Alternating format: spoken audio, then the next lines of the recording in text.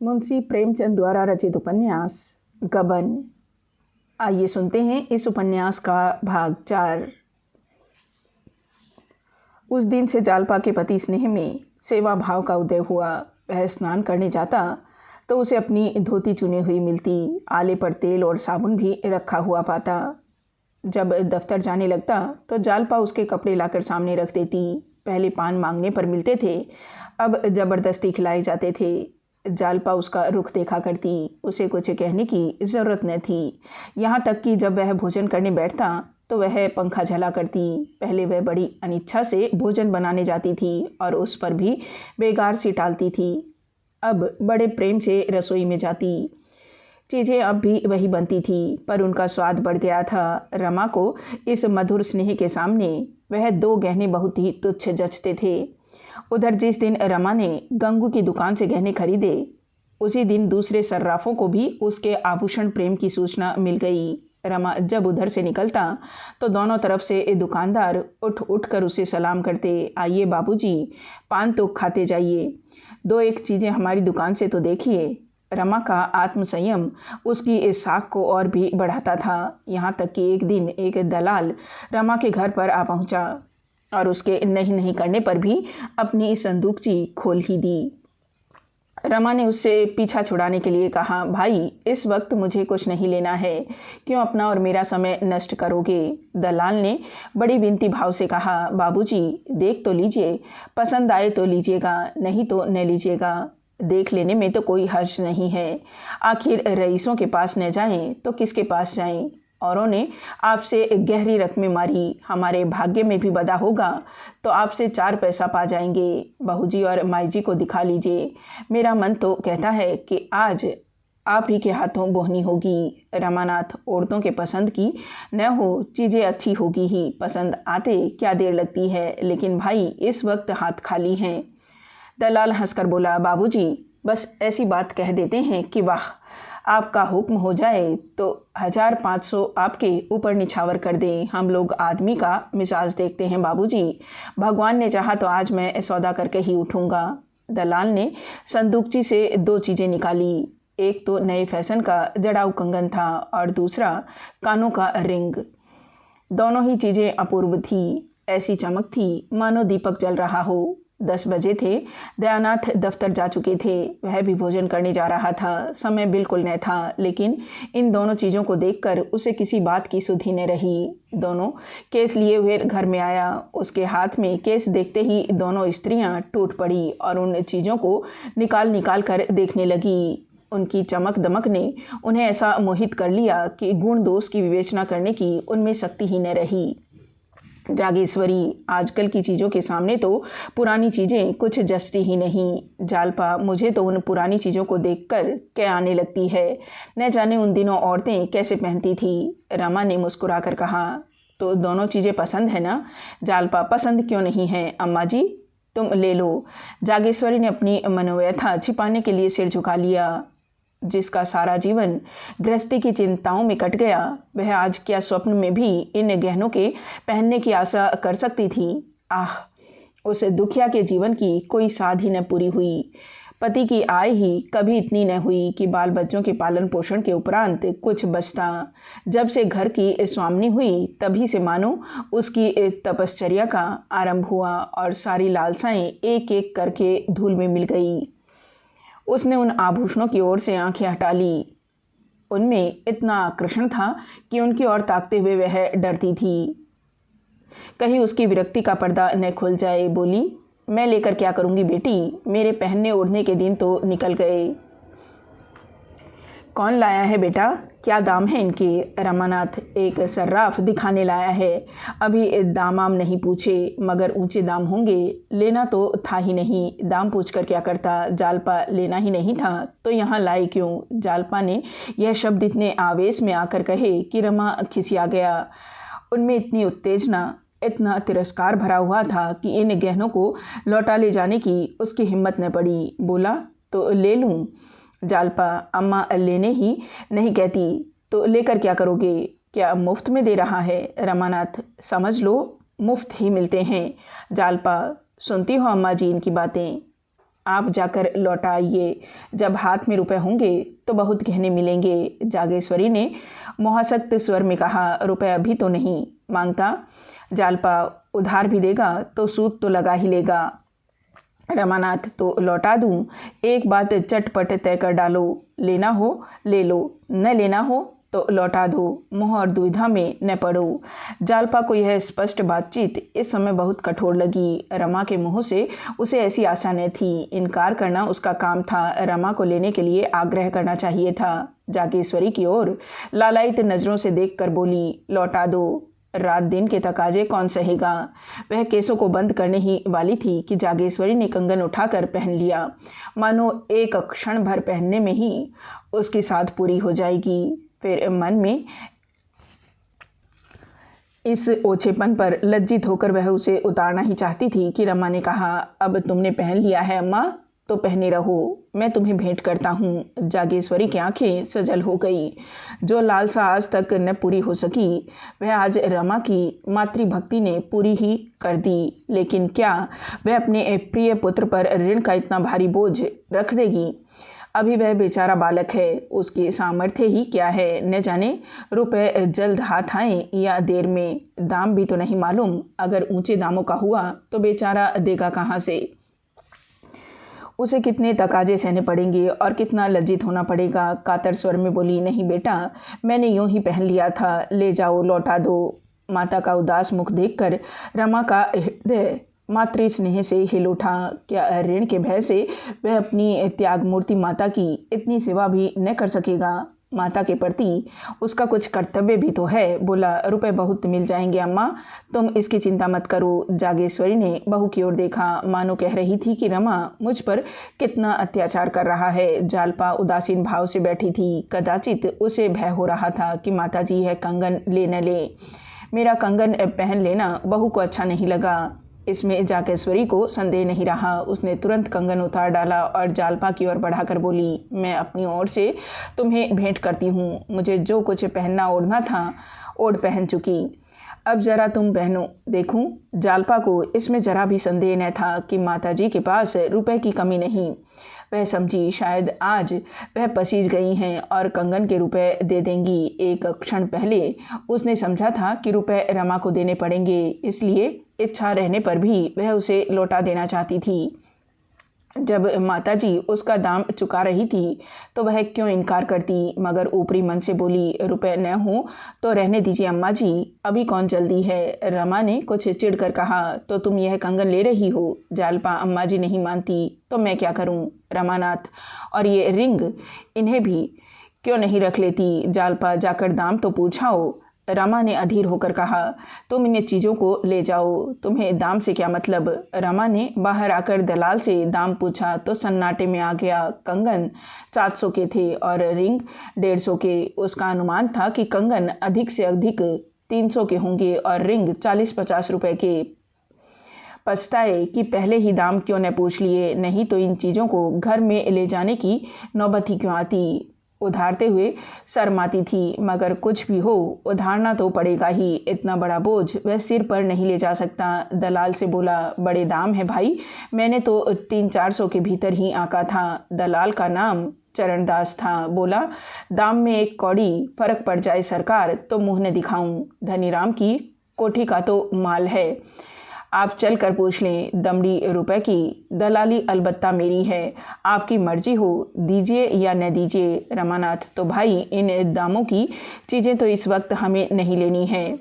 चरणदास, ऐसी बात न कहिए बाबूजी, आपके लिए इतने रुपए कौन बड़ी बात है। 2 महीने भी माल चल जाए तो उसके दूने हाथ आ जाएंगे। आपसे बढ़कर कौन शौकीन होगा। यह सब रईसों के ही पसंद की चीज़ें हैं, गंवार लोग इनकी कद्र क्या जाने। रमानाथ, 850 बहुत होते हैं भाई। चरणदास, रुपयों का मुंह न देखिए बाबूजी, जब बहू जी पहन कर बैठेंगी तो एक निगाह में सारे रुपए तर जाएंगे। रमा को विश्वास था कि जालपा गहनों का यह मूल्य सुनकर आप ही बिचक जाएगी। दलाल से और ज़्यादा बातचीत न की, अंदर जाकर बड़े जोर से हंसा और बोला, आपने इस कंगन का क्या दाम समझा था माँ जी? जागेश्वरी कोई जवाब देकर बेवकूफ़ न बनना चाहती थी। इन जड़ाऊ चीज़ों में नापतोल का तो कुछ हिसाब रहता नहीं, जितने में तय हो जाए वही ठीक है। रमानाथ, अच्छा तुम बताओ जालपा, इस कंगन का कितना दाम आंकती हो? जालपा, 600 से कम का नहीं। रमा का सारा खेल बिगड़ गया। दाम का भय दिखाकर रमा ने जालपा को डरा देना चाहा था, मगर 6 और 7 में बहुत थोड़ा ही अंतर था और संभव है चरणदास इतने ही पर राजी हो जाए। कुछ झेप कर बोला, कच्चे नगीने नहीं हैं जालपा, कुछ भी हो, 600 से ज़्यादा का नहीं। रमानाथ, और रिंग का? जालपा, अधिक से अधिक 100 रुपये। रमानाथ, यहाँ भी चूकी, 150 मांगता है। जालपा, जट्टू है कोई, हमें इन दामों लेना ही नहीं। रमा की चाल उल्टी पड़ी। जालपा को इन चीज़ों के मूल्य के विषय में बहुत धोखा न हुआ था। आखिर रमा की आर्थिक दशा तो उससे छिपी न थी, फिर वह 700 रुपये की चीज़ों के लिए मुँह खोले बैठी थी। रमा को क्या मालूम था कि जालपा कुछ और ही समझकर कंगन पर लहराई थी। अब तो गला छूटने का एक ही उपाय था, और वह यह कि दलाल 600 पर राजी न हो। बोला, वह 8.5 से कौड़ी दाम न लेगा। जालपा, तो लौटा दो। रमानाथ, मुझे तो लौटाते शर्म आती है अम्मा, ज़रा आप ही दलाल से चलकर बात कर लें। हमें 700 से ज़्यादा नहीं देना है, देना होता तो दे दो, नहीं चले जाओ। जागेश्वरी, हाँ रे, क्यों नहीं, उस दलाल से मैं बातें करने जाऊं? जालपा, तुम ही क्यों नहीं कर देते, इसमें तो कोई शर्म की बात नहीं। रमानाथ, मुझसे साफ जवाब न देते बनेगा, दुनिया भर की खुशामद करेगा। चुनी चुना, आप बड़े आदमी हैं, रईस हैं, राजा हैं, आपके लिए डोर क्या चीज़ है, मैं उसकी बातों में आ जाऊंगा। जालपा, अच्छा चलो मैं ही कह देती हूँ। रमानाथ, वाह, फिर तो सब काम ही बन जाएगा। रमा पीछे दुबक गया। जालपा दालान में आकर बोली, जरा यहाँ आना जी। ओ सर्राफ, लूटने आए हो या माल बेचने आए हो? चरणदास बरामदे में से उठकर द्वार पर आया और बोला, क्या हुक्म है सरकार? जालपा, माल बेचने आते हो या जटने आते हो? 700 रुपये कंगन के मांगते हो? चरणदास, 700 तो उसकी कारीगरी के दाम है हुजूर। जालपा, अच्छा तो जो उस पर 700 न्यौछावर कर दे उसके पास ले जाओ। रिंग के 150 कहते हो, लूट है क्या? मैं तो दोनों चीज़ों के 700 से अधिक न दूंगी। चरणदास, बहू जी आप तो अंधेर करती हैं, कहाँ 850 और कहाँ 700। जालपा, तुम्हारी खुशी, अपनी चीज़ ले जाओ। चरणदास, इतने बड़े दरबार में आकर चीज़ लौटा ले जाऊं? आप यूँ ही बहने, 10-5 रुपए की बात होती तो आपकी जबान ने उधरता। आपसे झूठ नहीं कहता बहू जी, इन चीज़ों पर पैसा रुपया नगद है, उसी 1 पैसे में दुकान का भाड़ा, बका खाता, दस्तूरी, दलाली सब समझिए। एक बात ऐसी समझ कर कहिए कि हमें भी 4 पैसे मिल जाएं, सवेरे सवेरे लौटाना न पड़े। जालपा, कह दिए वही 700। चरणदास ने ऐसा मुंह बनाया मानो वह किसी धर्म संकट में पड़ गया है। फिर बोला, सरकार है तो घाटा ही, पर आपकी बात नहीं टालते बनती। रुपए कब मिलेंगे? जालपा, जल्दी ही मिल जाएंगे। जालपा अंदर जाकर बोली, आखिर दिया कि नहीं? 700 में 150 साफ उड़ाए लिए जाता था। मुझे पछतावा हो रहा है कि कुछ और कम क्यों न कहा। वे लोग इस तरह ग्राहकों को लूटते हैं। रमा इतना भारी बोझ लेते घबरा रहा था, लेकिन परिस्थिति ने कुछ ऐसा रंग पकड़ा कि बोझ उस पर लद ही गया।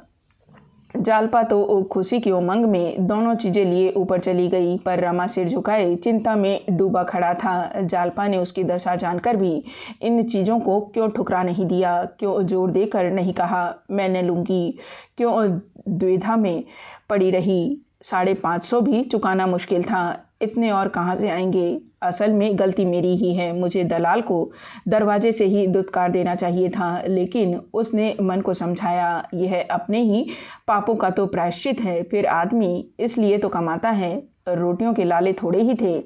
भोजन करके जब रमा ऊपर कपड़े पहनने गया तो जालपा आईने के सामने खड़ी कानों में रिंग पहन रही थी। उसे देखते ही बोली, आज किसी अच्छे का मुंह देखकर उठी थी, 2 चीज़ें मुफ्त हाथ आ गई।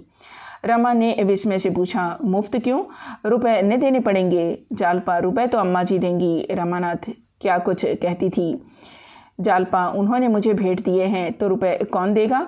रमा ने उसके भोलेपन पर मुस्कुराकर कहा। यही समझकर तुमने यह चीज़ें ले ली। अम्मा को देना होता तो उसी वक्त दे देती जब गहने चोरी गए थे। क्या उनके पास रुपए न थे? जालपा असमंजस में पड़कर बोली। तो मुझे क्या मालूम था? अब भी तो लौटा सकते हो। कह देना जिसके लिए लिया था उसे पसंद नहीं आया। यह कहकर उसने तुरंत कानों से रिंग निकाल लिए, कंगन भी उतार डाले और दोनों चीज़ें केस में रखकर उसकी तरफ इस तरह बढ़ाई जैसे कोई बिल्ली चूहे से खेल रही हो। वह चूहे को अपनी पकड़ से बाहर नहीं होने देती, उसे छोड़कर भी नहीं छोड़ती। हाथों को फैलाने का साहस नहीं होता था। क्या उसके हृदय की भी यही दशा न थी? उसके मुख पर हवाइयाँ उठ रही थी। क्यों वह रमा की ओर न देखकर भूमि की ओर देख रही थी? क्यों सिर ऊपर न उठाती थी? किसी संकट से बच जाने में जो हार्दिक आनंद होता है वह कहाँ था? उसकी दशा ठीक उस माता की सी थी जो अपने बालक को विदेश जाने की अनुमति दे रही हो। वही विवशता, वही कातरता, वही ममता इस समय जालपा के मुख पर उदय हो रही थी। रमा उसके हाथ से केसों को ले सके इतना बड़ा संयम उसमें न था। उसे तकाजे सहना, लज्जित होना, मुँह छिपाए फिरना, चिंता की आग में जलना, सब कुछ सहना मंजूर था। ऐसा काम करना नामंजूर था जिससे जालपा का दिल टूट जाए। वह अपने को अभागिन समझने लगे। उसका सारा ज्ञान, सारी चेष्टा, सारा विवेक इस आघात का विरोध करने लगा। प्रेम और परिस्थितियों के संघर्ष में प्रेम ने विजय पाई। उसने मुस्कुराकर कहा, रहने दो, अब ले लिया है तो क्या लौटाएं? अम्मा जी भी हंसेगी। जालपा ने बनावटी कांपते हुए कंठ से कहा, अपनी चादर देखकर ही पांव फैलाना चाहिए। एक नई विपत्ति मोल लेने की क्या जरूरत है? रमा ने मानो जल में डूबते हुए कहा, ईश्वर मालिक है, और तुरंत नीचे चला गया। हम क्षणिक मोह और संकोच में पड़कर अपने जीवन के सुख और शांति का कैसे होम कर देते हैं। अगर जालपा मोह के इस झोंके में अपने को स्थिर रख सकती, अगर रमा संकोच के आगे सिर न झुका देता, दोनों के हृदय में प्रेम का सच्चा प्रकाश होता, तो वे पथ भ्रष्ट होकर सर्वनाश की ओर न जाते। 11 बज गए थे। दफ्तर के लिए देर हो रही थी, पर रमा इस तरह जा रहा था जैसे कोई अपने प्रिय बंधु की दाह क्रिया करके लौट रहा हो। जालपा अब वह एकांतवासिनी रमणी न थी जो दिन भर मुंह लपेटे उदास पड़ी रहती। उसे अब घर में बैठना अच्छा नहीं लगता था। अब तक तो वह मजबूर थी, कहीं आ जा न सकती थी। अब ईश्वर की दया से उसके पास भी गहने हो गए थे। फिर वह क्यों मन मारे घर में पड़ी रहती? वस्त्राभूषण कोई मिठाई तो नहीं जिसका स्वाद एकांत में लिया जा सके। आभूषणों को संदूकची में बंद करके रखने से क्या फ़ायदा? मोहल्ले या बिरादरी में कहीं से बुलावा आता तो वह सास के साथ अवश्य जाती। कुछ दिनों के बाद सास की जरूरत भी न रही। वह अकेली आने जाने लगी।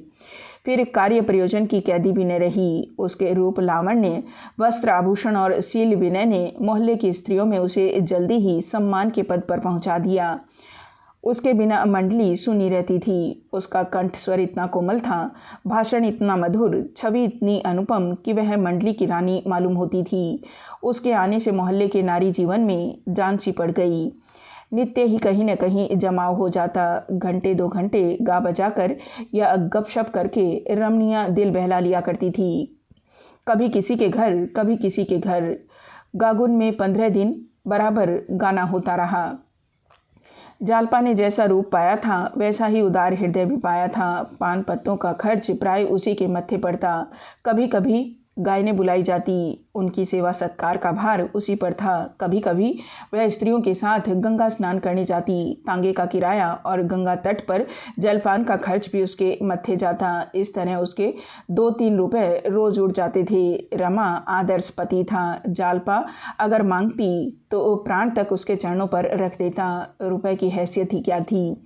उसका मुंह जोता रहता था। जालपा उससे इन जमघटों की रोज चर्चा करती। उसका स्त्री समाज में कितना आदर सम्मान है यह देखकर वह फुलाने समाता था।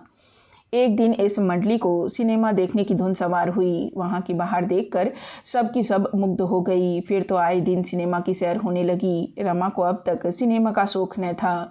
शौक होता तो क्या करता? अब हाथ में पैसे आने लगे थे। उस पर जालपा का आग्रह, फिर भला वह क्यों न जाता? सिनेमा गृह में ऐसी कितनी ही रमणियाँ मिलती जो मुंह खोले निसंकोच हंसती बोलती रहती थी। उनकी आज़ादी गुप्त रूप से जालपा पर भी जादू डालती जाती थी। वह घर से बाहर निकलते ही मुंह खोल लेती, मगर संकोचवश पर्दे वाली स्त्रियों के ही स्थान पर बैठती। उसकी कितनी इच्छा होती कि रमा भी उसके साथ बैठता। आखिर वह उन फैशनेबल औरतों से किस बात में कम है? रूप रंग में वह हेठी नहीं, सज धज में किसी से कम नहीं, बातचीत करने में कुशल, फिर वह क्यों पर्दे वालियों के साथ बैठे? रमा बहुत शिक्षित न होने पर भी देश और काल के प्रभाव से उदार था। पहले तो वह पर्दे का ऐसा अनन्य भक्त था कि माता को कभी गंगा स्नान कराने लिवा जाता तो पंडों तक से न बोलने देता। कभी माता की हंसी मर्दाने में सुनाई देती तो आकर बिगड़ता, तुमको जरा भी शर्म नहीं है अम्मा? बाहर लोग बैठे हुए हैं और तुम हंस रही हो। माँ लज्जित हो जाती थी, किंतु अवस्था के साथ रमा का यह लिहाज गायब होता जाता था। उस पर जालपा की रूपछटा उसके साहस को और भी उत्तेजित करती थी। जालपा रूपहीन काली कलूटी फुहड़ होती तो वह जबरदस्ती उसको पर्दे में बैठाता। उसके साथ घूमने या बैठने में उसे शर्म आती। जालपा जैसी अनन्य सुंदरी के साथ सैर करने में आनंद के साथ गौरव तो था ही। वहाँ के सभ्य समाज की कोई महिला रूप गठन और श्रृंगार में जालपा की बराबरी न कर सकती थी। देहात की लड़की होने पर भी शहर के रंग में वह इस तरह रंग गई थी मानो जन्म से शहर ही में रहती आई है। थोड़ी सी कमी अंग्रेजी शिक्षा की थी, उसे भी रमा पूरी किए देता था, मगर पर्दे का यह बंधन टूटे कैसे? भवन में रमा के कितने ही मित्र, कितनी ही जान पहचान के लोग बैठे नजर आते थे। वे उसे जालपा के साथ बैठे देखकर कितना हंसेंगे। आखिर एक दिन उसने समाज के सामने ताल ठोक कर खड़े हो जाने का निश्चय कर ही लिया। जालपा से बोला, आज हम तुम सिनेमा घर में साथ बैठेंगे। जालपा के हृदय में गुदगुदी सी होने लगी। हार्दिक आनंद की आभा चेहरे पर झलक उठी। बोली, सच? नहीं भाई, साथ वालियाँ जीने न देगी। रमानाथ इस तरह डरने से तो फिर कभी कुछ न होगा। यह क्या स्वांग है कि स्त्रियाँ मुँह छिपाए चिक की आड़ में बैठी रहें। इस तरह यह मामला भी तय हो गया। पहले दिन दोनों झेपते रहे, लेकिन दूसरे दिन से हिम्मत खुल गई।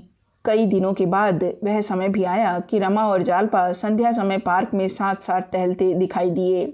जालपा ने मुस्कुराकर कहा, कहीं बाबूजी देख ले तो? रमानाथ, तो क्या, कुछ नहीं। जालपा, मैं तुम्हारे शर्म के गड़ जाऊं। रामानाथ, अभी तो मुझे भी शर्म आएगी, मगर बाबूजी खुद ही इधर न आएंगे। जालपा, और जो कहीं अम्मा जी देख लें? रमानाथ, अम्मा से कौन डरता है, 2 दलीलों में ठीक कर दूंगा। 10 ही 5 दिन में जालपा ने नए महिला समाज में अपना रंग जमा लिया। उसने इस समाज में इस तरह प्रवेश किया जैसे कोई कुशल वक्ता पहली बार परिषद के मंच पर आता है। विद्वान लोग उसकी उपेक्षा करने की इच्छा होने पर भी उसकी प्रतिभा के सामने सिर झुका देते हैं। जालपा भी आई, देखा और विजय कर लिया। उसके सौंदर्य में वह गरिमा, वह कठोरता, वह शान, वह तेजस्विता थी जो कुलीन महिलाओं के लक्षण हैं। पहले ही दिन एक महिला ने जालपा को चाय का निमंत्रण दे दिया और जालपा इच्छा न रहने पर भी उसे अस्वीकार न कर सकी। इन दोनों प्राणियों ने जब वहाँ से लौट रहे थे तो रमा ने चिंतित स्वर में कहा, तो कल इसकी चाय पार्टी में जाना पड़ेगा। जालपा, क्या करती, इनकार करते भी तो न बनता था। रमानाथ, तो सवेरे तुम्हारे लिए एक अच्छी सी साड़ी ला दूँ। जालपा, क्या मेरे पास साड़ी नहीं है? ज़रा देर के लिए 50-60 रुपये खर्च करने से फ़ायदा। रमानाथ, तुम्हारे पास अच्छी साड़ी कहाँ है? इसकी साड़ी तुमने देखी? ऐसी ही तुम्हारे लिए भी लाऊंगा। जालपा ने व्यवस्था के भाव से कहा, मुझे साफ कह देना चाहिए था कि फुर्सत नहीं है। रमानाथ, फिर इनकी दावत भी तो करनी पड़ेगी। जालपा, यह तो बुरी विपत्ति गले पड़ी। रमानाथ, विपत्ति कुछ नहीं है, सिर्फ यही ख्याल है कि मेरा मकान इस काम के लायक नहीं। मेज़, कुर्सियाँ, चाय के सेट रमेश के यहाँ से मांग लाऊंगा, लेकिन घर के लिए क्या करूँ? जालपा, क्या यह ज़रूरी है कि हम लोग भी दावत करें? रमा ने ऐसी बात का कुछ उत्तर न दिया। उसे जालपा के लिए एक जूते की जोड़ी और सुंदर कलाई की घड़ी की फिक्र पैदा हो गई। उसके पास कौड़ी भी न थी। उसका खर्च रोज़ बढ़ता जाता था। अभी तक गहने वालों को एक पैसा भी देने की नौबत न आई थी। एक बार गंगू महाराज ने इशारे से तकाजा भी किया था, लेकिन यह भी तो नहीं हो सकता था कि जालपा फटे हालों चाय पार्टी में जाए। नहीं, जालपा पर वह इतना अन्याय नहीं कर सकता। इस अवसर पर जालपा की रूप शोभा का सिक्का बैठ जाएगा। सभी तो आज चमचम साड़ियाँ पहने हुए थी, जड़ाऊ कंगन और मोतियों के हारों की भी तो कमी न थी, पर जालपा अपने सादे आवरण में उनसे कोसों आगे थी। उसके सामने एक भी नहीं जचती थी। यह मेरे पूर्व कर्मों का फल है कि मुझे ऐसी सुंदरी मिली। आखिर यही तो खाने पहनने और जीवन का आनंद उठाने के दिन है। जब जवानी ही में सुख न उठाया तो बुढ़ापे में क्या कर लेंगे। बुढ़ापे में मान लिया धन हुआ ही तो क्या यौवन बीत जाने पर विवाह किस काम का। साड़ी और घड़ी लाने की उसे धुन सवार हो गई। रात भर में उसने सब्र किया, दूसरे दिन दोनों चीज़ें लाकर ही दम लिया। जालपा ने झुंझलाकर कहा, मैंने तो तुमसे कहा था कि इन चीज़ों का काम नहीं है। 150 से कम की न होगी। रामानाथ, 150? जालपा, 150 से कम की ये चीज़ें नहीं हैं। जालपा ने घड़ी कलाई में बांध ली और साड़ी को खोलकर मंत्रमुग्ध नज़रों से देखा। रामानाथ, तुम्हारी कलाई पर यह घड़ी कैसी खिल रही है। मेरे रुपए वसूल हो गए। जालपा, सच बताओ कितने रुपए खर्च हुए। रामानाथ, सच बता दूँ? 135 रुपये, 75 रुपये की साड़ी, 10 के जूते और 50 की घड़ी। जालपा, यह 150 ही हुए। मैंने कुछ बढ़कर थोड़े कहा था, मगर यह सब रुपए अदा कैसे होंगे। उस चुड़ैल ने व्यर्थ ही मुझे निमंत्रण दे दिया। अब मैं बाहर जाना ही छोड़ दूंगी। रमा भी इसी चिंता में मग्न था, पर उसने अपने भाव को प्रकट करके जालपा के हर्ष में बाधा न डाली। बोला, अब अदा हो जाएगा। जालपा ने तिरस्कार के भाव से कहा, कहाँ से अदा हो जाएगा, जरा सुनूं। कौड़ी तो बचती नहीं, अदा कहाँ से हो जाएगा। वह तो कहो बाबूजी घर का खर्च संभाले हुए हैं, नहीं तो मालूम होता। क्या तुम समझते हो कि मैं गहने और साड़ियों पर मरती हूँ। इन चीज़ों को लौटा लाओ। रमा ने प्रेमपूर्ण नज़रों से कहा, इन चीज़ों को रख लो, फिर तुमसे बिना पूछे कुछ न लाऊंगा। संध्या समय जब जालपा ने नई साड़ी और नए जूते पहने, घड़ी कलाई पर बांधी और आईने में अपनी सूरत देखी तो मारे गर्व और उल्लास के उसका मुखमंडल प्रज्वलित हो उठा। उसने उन चीज़ों के लौटाने के लिए सच्चे दिल से कहा हो, पर इस समय वह इतना त्याग करने को तैयार न थी। संध्या समय जालपा और रमा छावनी की ओर चले। महिला ने केवल बंगले का नंबर बतला दिया था। बंगला आसानी से मिल गया। गेट पर साइन बोर्ड था, इंदुभूषण एडवोकेट हाई कोर्ट। अब रमा को मालूम हुआ कि वह महिला पंडित इंदुभूषण की पत्नी थी। पंडित जी काशी के नामी वकील थे। रमा ने उन्हें कितनी ही बार देखा था, पर इतने बड़े आदमी से परिचय का सौभाग्य उसे कैसे होता। 6 महीने पहले वह कल्पना भी नहीं कर सकता था कि किसी दिन उसे उनके घर निमंत्रित होने का गौरव प्राप्त होगा, पर जालपा की बदौलत आज वह अनहोनी बात हो गई। वह काशी के बड़े वकील का मेहमान था। रमा ने सोचा था कि बहुत से स्त्री पुरुष निमंत्रित होंगे, पर यहाँ वकील साहब और उनकी पत्नी रतन के सिवा और कोई न था। रतन इन दोनों को देखते ही बरामदे में निकल आई और उनसे हाथ मिलाकर अंदर ले गई और अपने पति से उनका परिचय कराया। पंडित जी ने आराम कुर्सी पर लेटे ही लेटे दोनों मेहमानों से हाथ मिलाया और मुस्कुराकर कहा, क्षमा कीजिएगा बाबू साहब, मेरा स्वास्थ्य अच्छा नहीं है। आप यहाँ किसी ऑफिस में हैं? रमा ने झेपते हुए कहा, जी हाँ, म्युनिसिपल ऑफिस में हूँ। अभी हाल ही में आया हूँ। कानून की तरफ जाने का इरादा था, पर नए वकीलों की यहाँ जो हालत हो रही है उसे देखकर हिम्मत न पड़ी। रमा ने अपना महत्व बढ़ाने के लिए जरा सा झूठ बोलना अनुचित न समझा। इसका अवसर बहुत अच्छा हुआ। अगर वह साफ कह देता मैं 25 रुपये का क्लर्क हूँ तो शायद वकील साहब उससे बातें करने में अपना अपमान समझते। बोले, आपने बहुत अच्छा किया जो इधर नहीं आए। वहाँ 2-4 साल के बाद अच्छी जगह पर पहुँच जाएंगे। यहाँ संभव है 10 साल तक आपको कोई मुकदमा ही न मिले। जालपा को अभी तक संदेह हो रहा था कि रतन वकील साहब की बेटी है या पत्नी। वकील साहब की उम्र 60 से नीचे न थी। चिकनी चांद आसपास के सफ़ेद बालों की बीच में वार्निश की हुई लकड़ी की भांति चमक रही थी। मूछें साफ थी, पर माथे की सिकन और गालों की झुर्रियाँ बतला रही थी कि यात्री संसार यात्रा से थक गया है। आराम कुर्सी पर लेटे हुए वह ऐसे मालूम होते थे जैसे बरसों के मरीज हो। हाँ, रंग गोरा था, जो 60 साल की गर्मी सर्दी खाने पर भी उड़ न सका था। ऊंची नाक थी, ऊंचा माथा और बड़ी बड़ी आंखें जिनमें अभिमान भरा हुआ था। उनके मुख से ऐसा भासित होता था कि उन्हें किसी से बोलना या किसी बात का जवाब देना भी अच्छा नहीं लगता। इसके प्रतिकूल रतन सांवली सुगठित युवती थी, बड़ी मिलनसार, जिसे गर्व ने छुआ तक न था। सौंदर्य का उसके रूप में कोई लक्षण न था। नाक चिपटी थी, मुख गोल, आंखें छोटी, फिर भी वह रानी सी लगती थी। जालपा उसके सामने ऐसी लगती थी जैसे सूर्यमुखी के सामने जूही का फूल। चाय आई, मेवे, फल, मिठाई, बर्फ की कुल्फ़ी सब मेज़ों पर सजा दिए गए। रतन और जालपा एक मेज़ पर बैठे। दूसरी मेज़ रमा और वकील साहब की थी। रमा मेज़ के सामने जा बैठा, मगर वकील साहब अभी आराम कुर्सी पर लेटे हुए ही थे। रमा ने मुस्कुराकर वकील साहब से कहा, आप भी तो आएँ। वकील साहब ने लेटे लेटे मुस्कुराकर कहा, आप शुरू कीजिए, मैं भी आया जाता हूँ। लोगों ने चाय पी, फल खाए, पर वकील साहब के सामने हंसते बोलते रमा और जालपा दोनों ही झिझकते थे।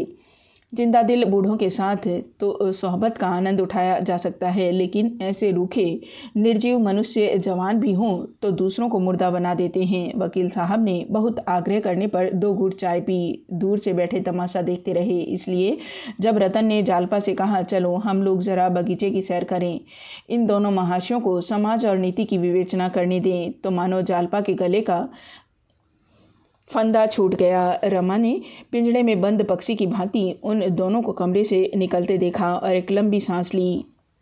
वह जानता कि यहाँ यह विपत्ति उसके सिर पड़ जाएगी तो आने का नाम न लेता। वकील साहब ने मुंह सिकोड़कर पहलू बदला और बोले, मालूम नहीं पेट में क्या हो गया है कि कोई चीज़ हजम ही नहीं होती, दूध भी नहीं हजम होता। चाय को लोग न जाने क्यों इतने शौक से पीते हैं। मुझे तो इसकी सूरत से भी डर लगता है। पीते ही बदन में ऐंठन सी होने लगती है और आँखों से चिंगारियाँ सी निकलने लगती हैं। रमा ने कहा, आपने हाजमे की कोई दवा नहीं की? वकील साहब ने अरुचि के भाव से कहा, दवाओं पर मुझे रत्ती भर भी विश्वास नहीं। इन वैद्य और डॉक्टरों से ज़्यादा बेसमझ आदमी संसार में न मिलेंगे।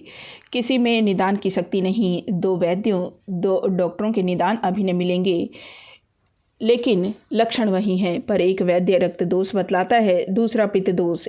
एक डॉक्टर फेफड़े का सूजन बतलाता है, दूसरा आमाशय का विकार। बस अनुमान से दवा की जाती है और निर्दयता से रोगियों की गर्दन पर छुरी रखी जाती है। इन डॉक्टरों ने मुझे तो अब तक जहन्नुम पहुंचा दिया होता, पर मैं इनके पंजे से निकल आया। योगाभ्यास की बड़ी प्रशंसा सुनता हूँ, पर ऐसे कोई महात्मा नहीं मिलते जिनसे कुछ सीख सकूँ। किताबों के आधार पर कोई क्रिया करने से लाभ के बदले हानि होने का डर रहता है। यहाँ तो आरोग्य शास्त्र का खंडन हो रहा था, उधर दोनों महिलाओं में प्रगाढ़ स्नेह की बातें हो रही थी। रतन ने मुस्कुराकर कहा, मेरे पतिदेव को देखकर तुम्हें बड़ा आश्चर्य हुआ होगा। जालपा को आश्चर्य ही नहीं, भ्रम भी हुआ था। बोली, वकील साहब का दूसरा विवाह होगा? रतन, हाँ, अभी 5 ही बरस तो हुए हैं। इनकी पहली स्त्री को मरे 35 वर्ष हो गए। उस समय उनकी अवस्था कुल 25 साल की थी। लोगों ने समझाया दूसरा विवाह कर लो, पर इनके एक लड़का हो चुका था। विवाह करने से इनकार कर दिया और 30 साल तक अकेले रहे। मगर आज 5 वर्ष हुए, जवान बेटे का देहांत हो गया, तब विवाह करना आवश्यक हो गया। मेरे माँ बाप न थे, मामा जी ने मेरा पालन किया था, कह नहीं सकती।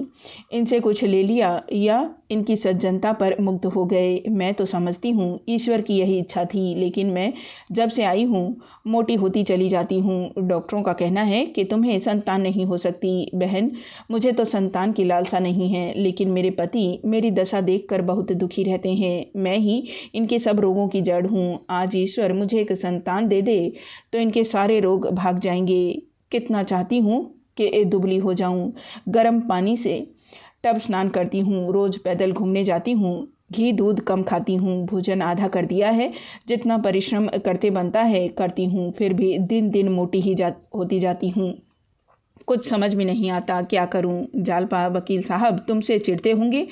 रतन, नहीं बहन, बिल्कुल नहीं, भूलकर भी कभी मुझसे इसकी चर्चा नहीं की। उनके मुंह से कभी एक शब्द भी ऐसा नहीं निकला जिससे उनकी मनोव्यथा प्रकट होती, पर मैं जानती हूँ यह चिंता उन्हें मारे डालती है। अपना कोई बस नहीं, क्या करूँ? मैं जितना चाहूँ खर्च करूँ, जैसे चाही रहूँ, कभी नहीं बोलते। जो कुछ पाते हैं लाकर मेरे हाथ पर रख देते हैं। समझाती हूँ, अब तुम्हें वकालत करने की क्या ज़रूरत है, आराम क्यों नहीं करते? पर इनसे घर में बैठे रहा नहीं जाता। केवल दो चपातियों से नाता है। बहुत जिद की तो 2-4 दाने अंगूर खा लिए। मुझे तो उन पर दया आती है।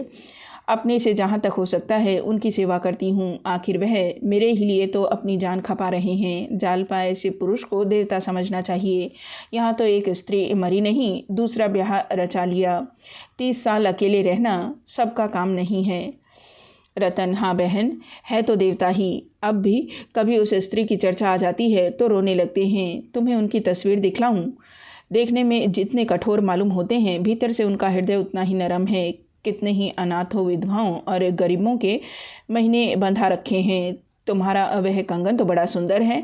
जालपा, हाँ, बड़े अच्छे कारीगर का बनाया हुआ है। रतन, मैं तो यहाँ किसी को जानती ही नहीं। वकील साहब को गहनों के लिए कष्ट देने की इच्छा नहीं होती। मामूली सुनारों से बनवाते डर लगता है, न जाने क्या मिला दें। मेरी सपत्नी जी के सब गहने रखे हुए हैं, लेकिन वह मुझे अच्छे नहीं लगते। तुम बाबू रमानाथ से मेरे लिए ऐसा ही एक जोड़ा कंगन बनवा दो। जालपा, देखिए पूछती हूँ। रतन, आज तुम्हारे आने से जी बहुत खुश हुआ। दिन भर अकेली पड़ी रहती हूँ, जी घबराया करता है। किसके पास जाऊँ? किसी से परिचय नहीं, और न मेरा मन ही चाहता है कि उनसे मिला करूं। 2-1 महिलाओं को बुलाया, उनके घर गई, चाहा कि उनसे बहनापा जोड़ लूं, लेकिन उनके आचार विचार देखकर उनसे दूर रहना ही अच्छा मालूम हुआ। दोनों ही मुझे उल्लू बनाकर चटना चाहती थी। मुझसे रुपए उधार ले गई और आज तक दे रही हैं। श्रृंगार की चीज़ों पर मैंने उनका इतना प्रेम देखा कि कहते लज्जा आती है। तुम घड़ी आध घड़ी के लिए रोज़ चली आया करो बहन। जालपा, वाह, इससे अच्छा और क्या होगा। रतन, मैं मोटर भेज दिया करूँगी। जालपा, क्या ज़रूरत है, तांगे तो मिलते ही हैं। रतन, न जाने क्यों तुम्हें छोड़ने को जी नहीं चाहता। तुम्हें पाकर रमानाथ जी अपना भाग्य सराहते होंगे। जालपा ने मुस्कुराकर कहा, भाग्य वाग्य तो कहीं नहीं सराहते, घुड़कियाँ जमाया करते हैं। रतन, सच, मुझे तो विश्वास नहीं आता। लो, वह भी तो आ गए। पूछना, ऐसा दूसरा कंगन बनवा देंगे? जालपा, रमा से, क्यों चरणदास से कहा जाए तो ऐसा कंगन कितने दिन में बना देगा। रतन, ऐसा ही कंगन बनवाना चाहती है। रमा ने तत्परता से कहा, हाँ, बना क्यों नहीं सकता, इससे बहुत अच्छे बना सकता है। रतन, इस जोड़े के क्या लिए थे? जालपा, 800 के थे। रतन, कोई हर्ज नहीं, मगर बिल्कुल ऐसा ही हो, इसी नमूने का। रमा, हाँ हाँ, बनवा दूंगा। रतन, मगर भाई, अभी मेरे पास रुपए नहीं हैं। रुपए के मामले में पुरुष महिलाओं के सामने कुछ नहीं कह सकता। क्या वह कह सकता है, इस वक्त मेरे पास रुपए नहीं हैं? वह मर जाएगा पर यह उज्र न करेगा। वह कर्ज लेगा, दूसरों की खुशामद करेगा, पर स्त्री के सामने अपनी मजबूरी न दिखाएगा। रुपए की चर्चा हो ही वह तुच्छ समझता है। जालपा पति की आर्थिक दशा अच्छी तरह जानती थी, पर यदि रमा ने इस समय कोई बहाना कर दिया होता तो उसे बहुत बुरा मालूम होता। वह मन में डर रही थी कि कहीं यह महाशय यह न कह बैठे, सर्राफ से पूछकर कहूँगा। उसका दिल धड़क रहा था। जब रमा ने वीरता के साथ कहा, हाँ हाँ, रुपए की कोई बात नहीं, जब चाहे दे दीजिएगा, तो वह खुश हो गई। रतन, तो कब तक आशा करूँ रमानाथ, मैं आज ही सर्राफ से कह दूँगा, तब भी 15 दिन तो लग ही जाएंगे। जालपा, अब की रविवार को मेरे ही घर चाय पीजिएगा। रतन ने निमंत्रण सहर्ष स्वीकार किया और दोनों आदमी विदा हुए। घर पहुंचे तो शाम हो गई थी। रमेश बाबू बैठे हुए थे। जालपा तो तांगे से उतरकर अंदर चली गई। रमा रमेश बाबू के पास जाकर बोला, क्या आपको आए देर हुई? रमेश, नहीं, अभी तो चला आ रहा हूँ। क्या वकील साहब के यहाँ गए थे? रमा, जी हाँ, 3 रुपए की चपत पड़ गई। रमेश, कोई हर्ज नहीं, यह रुपए वसूल हो जाएंगे। बड़े आदमियों से राह रस्म हो जाए तो बुरा नहीं, बड़े बड़े काम निकलते हैं। एक दिन उन लोगों को भी तो बुलाओ। रमा, अब की इतवार को चाय की दावत दे आया हूँ।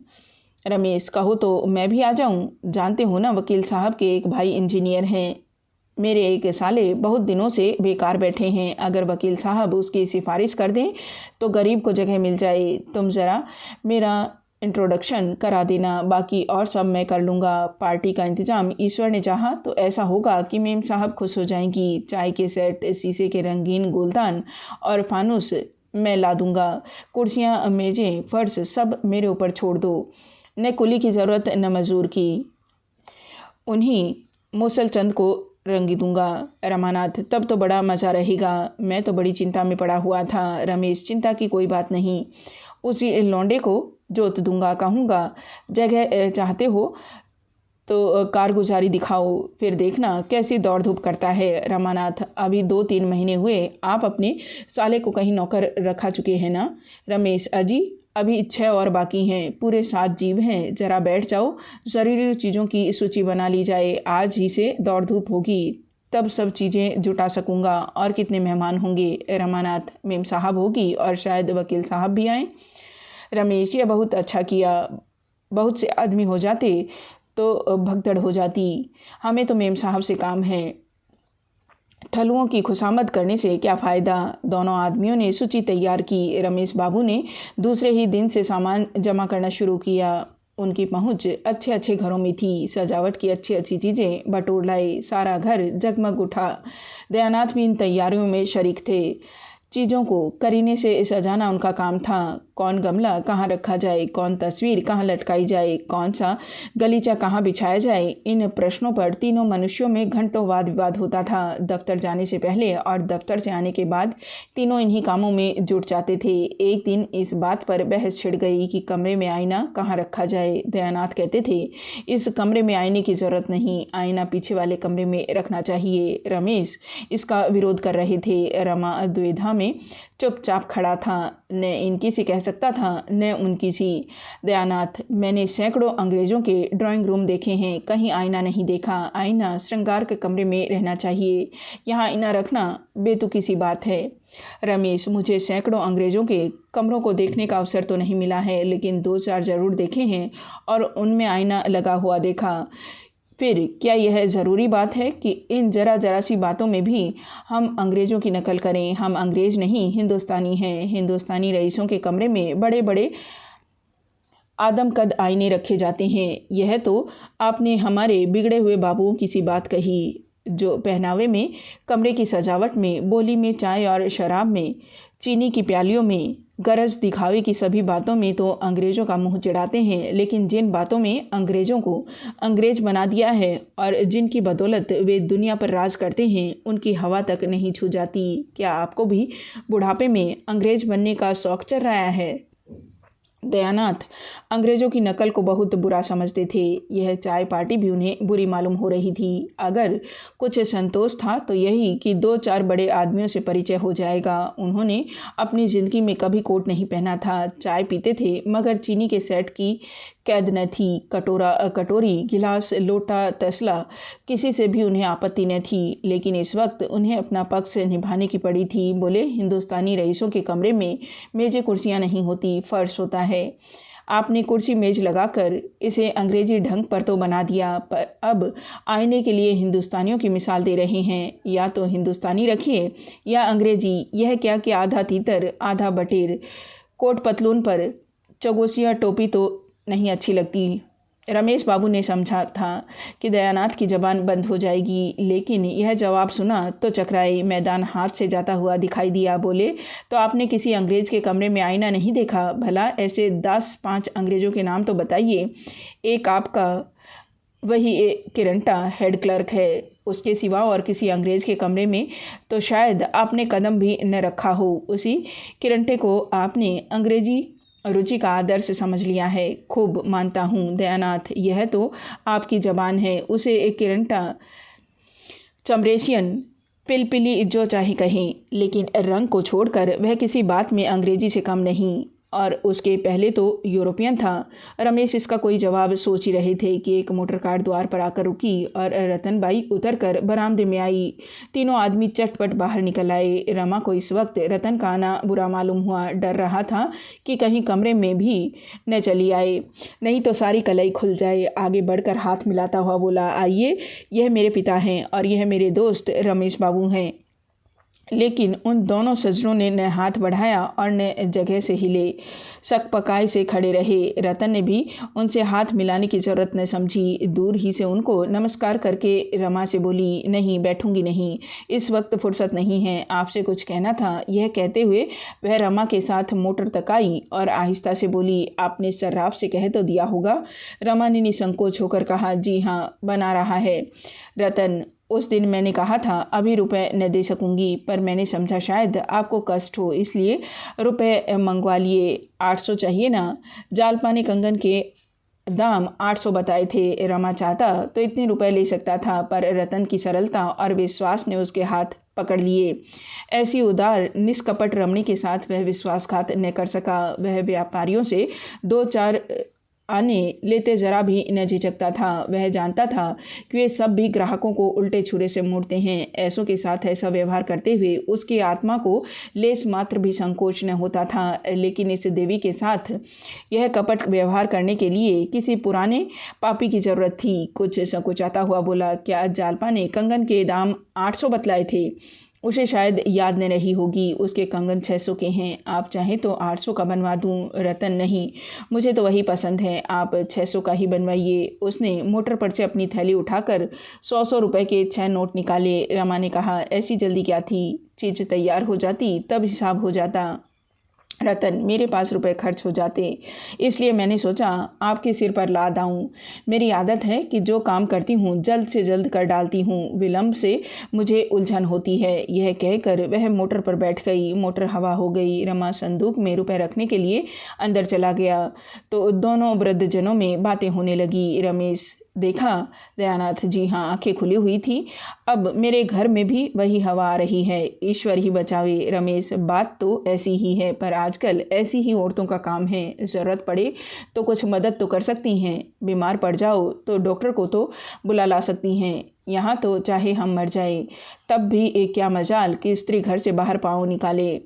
दयानाथ, हमसे तो भाई यह अंग्रेजियत नहीं देखी जाती, क्या करें? संतान की ममता है, नहीं तो यही जी चाहता है कि रमा से साफ कह दूं, भैया अपना घर अलग लेकर रहो।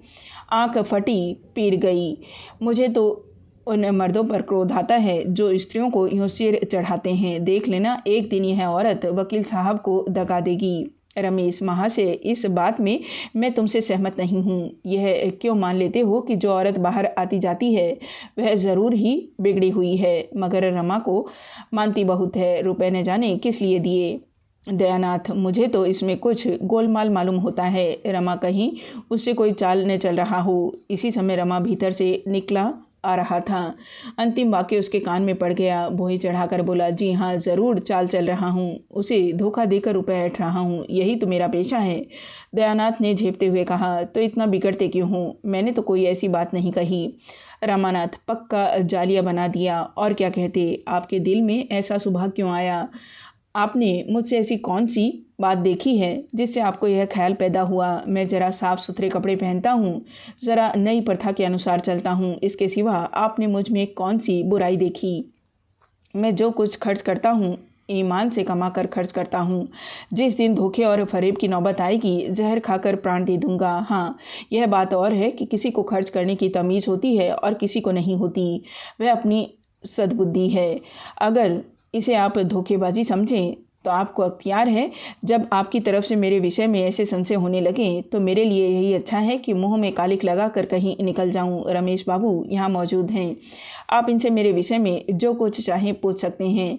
यह मेरे खातिर झूठ न बोलेंगे। सत्य के रंग में रंगी हुई इन बातों ने दयानाथ को आश्वस्त कर दिया। बोले, जिस दिन मुझे मालूम हो जाएगा कि तुमने यह ढंग अख्तियार लिया है उसके पहले मैं मुंह में कालिक लगा कर निकल जाऊंगा। तुम्हारा बढ़ता हुआ खर्च देखकर मेरे मन में संदेह हुआ था। मैं इसे छिपाता नहीं हूँ, लेकिन जब तुम यह कह रहे हो कि तुम्हारी नीयत साफ है तो मैं संतुष्ट हूँ। मैं केवल इतना ही चाहता हूँ कि मेरा लड़का चाहे गरीब रहे पर नीयत न बिगड़े। मेरी ईश्वर से यही प्रार्थना है कि वह तुम्हें सतपथ पर रखें। रमेश ने मुस्कुराकर कहा, अच्छा, यह किस्सा तो हो चुका, अब यह बताओ, उसने तुम्हें रुपए किस लिए दिए? मैं गिन रहा था, 6 नोट थे, शायद 600 के थे। रमानाथ, ठग लाया हूँ। रमेश, मुझसे शरारत करोगे तो मार बैठूंगा।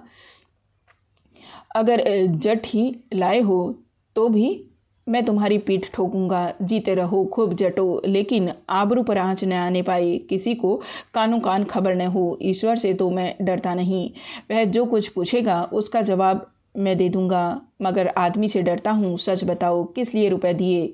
कुछ दलाली मिलने वाली हो तो मुझे भी शरीक कर लेना। रमानाथ, जड़ाऊ कंगन बनवाने को कह गई है। रमेश, तो चलो मैं एक अच्छे सर्राफ से बनवा दूँ। यह झंझट तुमने बुरा मोल ले लिया। औरत का स्वभाव जानते नहीं, किसी पर विश्वास तो इन्हें आता ही नहीं। तुम चाहे 2-4 रुपये अपने पास ही से खर्च कर दो, पर वह यही समझेगी कि मुझे लूट लिया। नेक नामी तो शायद ही मिले, हाँ, बदनामी तैयार खड़ी है। रमानाथ, आप मूर्ख स्त्रियों की बातें कर रहे हैं। शिक्षित स्त्रियां ऐसी नहीं होती। ज़रा देर बाद रमा अंदर जाकर जालपा से बोला, अभी तुम्हारी सहेली रतन आई थी। जालपा, सच? तब तो बड़ा गड़बड़ हुआ होगा। यहाँ कुछ तैयारी तो थी ही नहीं। रमानाथ, कुशल यही हुई कि कमरे में नहीं आई, कंगन के रुपए देने आई थी। तुमने उनसे शायद 800 रुपये बताए थे, मैंने 600 ले लिए। जालपा ने झेपते हुए कहा, मैंने तो दिल लगी की थी। जालपा ने इस तरह अपनी सफाई तो दे दी, लेकिन बहुत देर तक उनके मन में उथल पुथल होती रही। रमा ने अगर 800 रुपये ले लिए होते तो शायद उथल पुथल न होती, वह अपनी सफलता पर खुश होती। पर रमा के विवेक ने उसकी धर्म बुद्धि को जगा दिया। वह पछता रही थी कि मैं व्यर्थ झूठ बोली। यह मुझे अपने मन में कितनी नीच समझ रहे होंगे। रतन ने मुझे कितनी बेईमान समझ रखा होगा।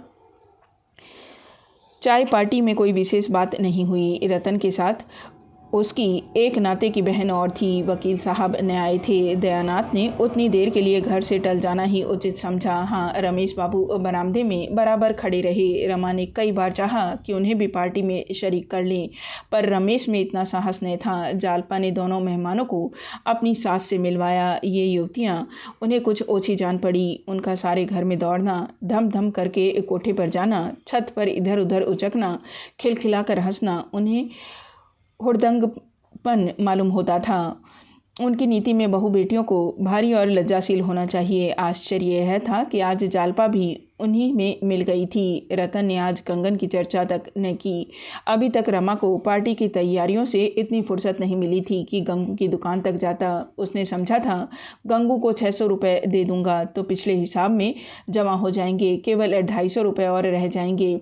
इस नए हिसाब में 600 और मिलाकर फिर 800 रह जाएंगे। इस तरह उसे अपनी साख जमाने का सुअवसर मिल जाएगा। दूसरे दिन रमा खुश होता हुआ गंगू की दुकान पर पहुंचा और रूप से बोला, क्या रंग ढंग है महाराज, कोई नई चीज़ बनवाई है इधर?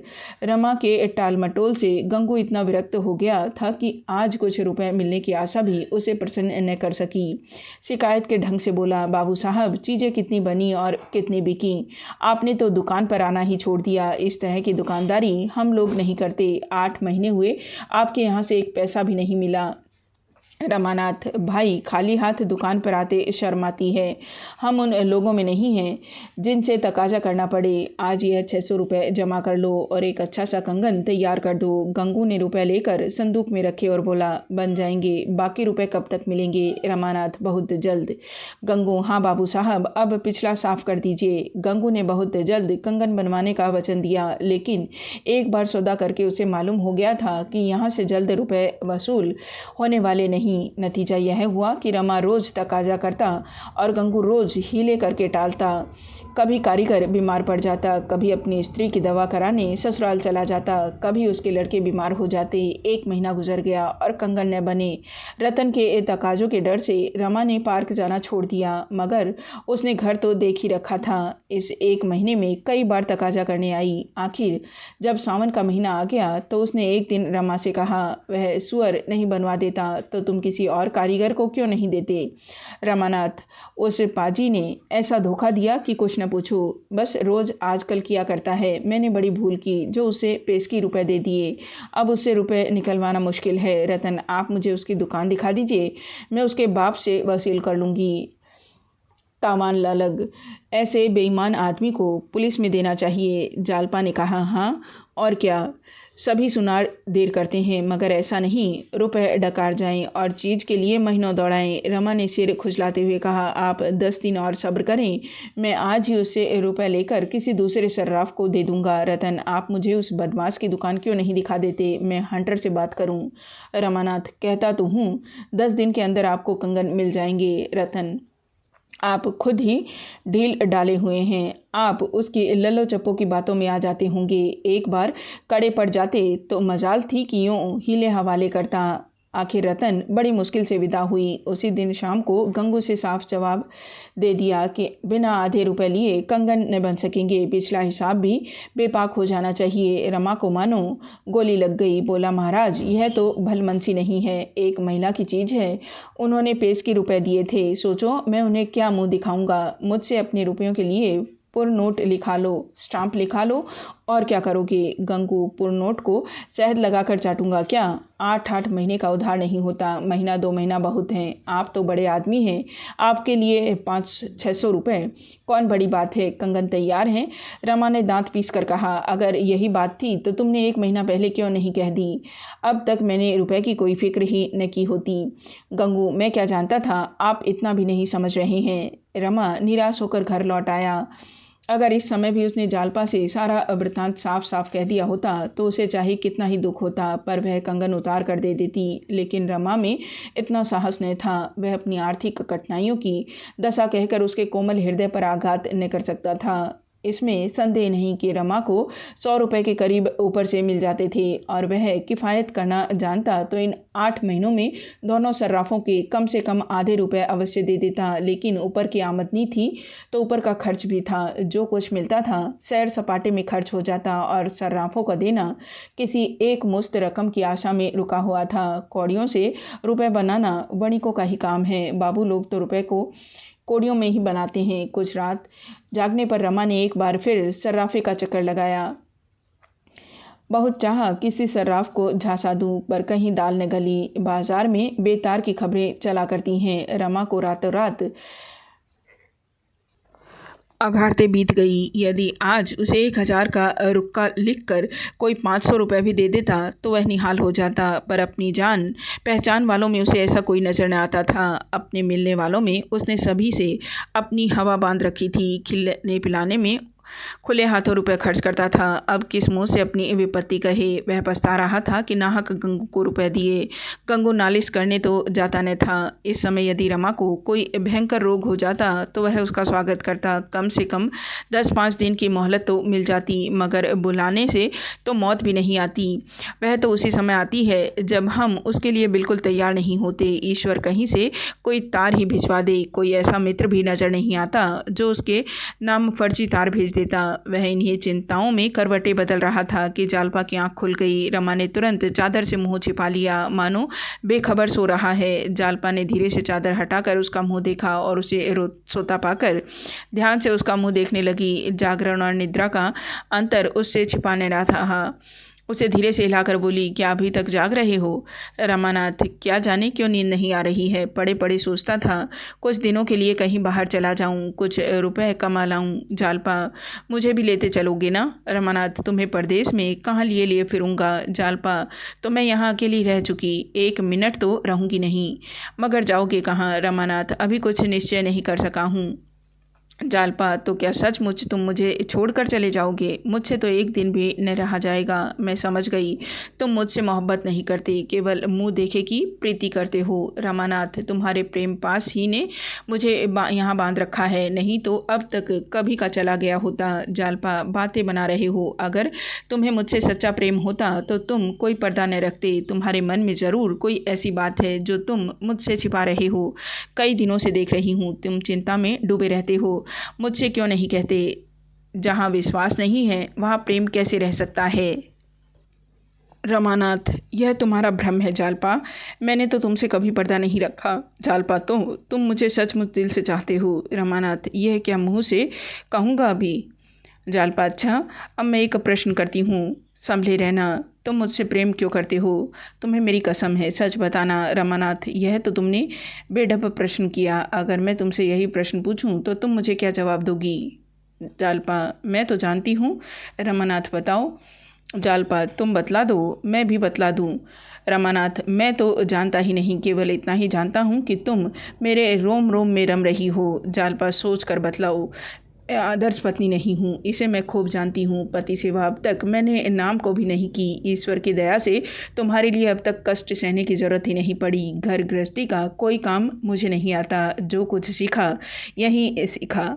फिर तुम्हें मुझसे क्यों प्रेम है? बातचीत में निपुण नहीं, रंग रूप भी ऐसा आकर्षक नहीं। जानते हो मैं तुमसे क्यों प्रश्न कर रही हूँ? रमानाथ, क्या जाने भाई, मेरी समझ में तो कुछ नहीं आ रहा है। जालपा, मैं इसलिए पूछ रही हूँ कि तुम्हारे प्रेम को स्थायी बना सकूँ। रमानाथ, मैं कुछ नहीं जानता जालपा, ईमान से कहता हूँ। तुम में कोई कमी है, कोई दोष है, यह बात आज तक मेरे ध्यान में नहीं आई। लेकिन तुमने मुझ में कौन सी ऐसी बात देखी? न मेरे पास धन है न रूप है। बताओ। जालपा, बता दूँ, मैं तुम्हारी सज्जनता पर मोहित हूँ। अब तुमसे क्या छिपाऊँ? जब मैं यहाँ आई तो यद्यपि तुम्हें अपना पति समझती थी, लेकिन कोई बात कहते या करते समय मुझे चिंता होती थी कि तुम मुझे पसंद करोगे या नहीं। यदि तुम्हारे बदले मेरा विवाह किसी दूसरे पुरुष से हुआ होता तो उसके साथ भी मेरा यही व्यवहार होता। यह पत्नी और पुरुष का रिवाजी नाता है। पर अब मैं तुम्हें गोपियों के कृष्ण से भी न बदलूंगी। लेकिन तुम्हारे दिल में अब भी चोर है। तुम अब भी मुझसे किसी किसी बात से में पर्दा रखते हो। रमानाथ, यह तुम्हारी केवल शंका है जालपा। मैं दोस्तों से भी कोई दुराव नहीं करता। फिर तुम तो मेरी हृदयेश्वरी हो। जालपा, मेरी तरफ देख कर बोलो, आंखें नीची करना मर्दों का काम नहीं। रमा के जी में एक बार फिर आया कि अपनी कठिनाइयों की कथा कह सुनाऊं, लेकिन मिथ्या गौरव ने फिर उसकी जुबान बंद कर दी। जालपा जब उससे पूछती सर्राफों को रुपए दे जाते हो या नहीं, तो वह बराबर कहता, हाँ, कुछ न कुछ कुछ हर महीने देता जाता हूँ। पर आज रमा की दुर्बलता ने जालपा के मन में एक संदेह पैदा कर दिया था। वह उसी संदेह को मिटाना चाहती थी। ज़रा देर बाद उसने पूछा, सर्राफ के तो अभी 100 रुपये अदा न हुए होंगे? रामानाथ, अब थोड़े ही बाकी हैं। जालपा, कितने बाकी होंगे? कुछ हिसाब किताब लिखते हो? रामानाथ, हाँ, लिखता क्यों नहीं, 700 से कुछ कम ही होंगे। जालपा, तब तो पूरी गठरी है। तुमने कहीं रतन के रुपए तो नहीं दे दिए? रमा दिल में काँप रहा था, कहीं जालपा यह प्रश्न न कर बैठे। आखिर उसने यह प्रश्न पूछ ही लिया। उस वक्त भी यदि रमा में साहस करके सच्ची बात कहने का साहस होता तो शायद उसके संकटों का अंत हो जाता। जालपा 1 मिनट तक अवश्य सन्नाटे में आ जाती। संभव है क्रोध और निराशा के आवेश में 2-4 कटु शब्द मुंह से निकालती, लेकिन फिर शांत हो जाती। दोनों मिलकर कोई न कोई युक्ति सोच निकालते। जालपा यदि रतन से यह रहस्य कह सुनाती तो रतन अवश्य मान जाती। पर हाय रे आत्मगौरव! रमा ने यह बात सुनकर ऐसा मुंह बना लिया मानो जालपा ने उस पर कोई निष्ठुर प्रहार किया हो। बोला, रतन के रुपए क्यों देता? आज चाहूँ तो 2-4 हज़ार का माल ला सकता हूँ। कारीगरों की आदत देर करने की होती ही है। सुनार की खटाई मशहूर है, बस और कोई बात नहीं। 10 दिन में या तो चीज़ ही लाऊंगा या रुपए वापस कर दूंगा। मगर यह शंका तुम्हें क्यों हुई? पराई रकम भला मैं अपने खर्च में कैसे लाता? जालपा, कुछ नहीं, मैंने यूं ही पूछा था। जालपा को थोड़ी देर में नींद आ गई, पर रमा फिर उसी उधेड़-बुन में पड़ा। कहाँ से रुपए लाए? अगर वह रमेश बाबू से साफ साफ कह दे तो वह किसी महाजन से रुपए दिला देंगे, लेकिन नहीं, वह उनसे किसी तरह न कह सकेगा। उसमें इतना साहस न था। उसने प्रातःकाल नाश्ता करके दफ्तर की राह ली। शायद वहाँ कुछ प्रबंध हो जाए। कौन प्रबंध करेगा? इसका उसे ध्यान न था। जैसे रोगी वैद्य के पास जाकर संतुष्ट हो जाता है पर यह नहीं जानता मैं अच्छा हूँगा या नहीं।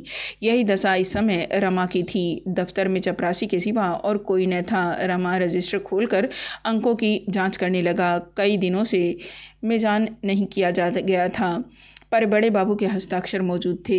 अब मिजान दिया तो 2,500 निकले। एकाएक उसे एक बात सूझी, क्यों न 2,500 की जगह मिजान 2,000 लिख दूं।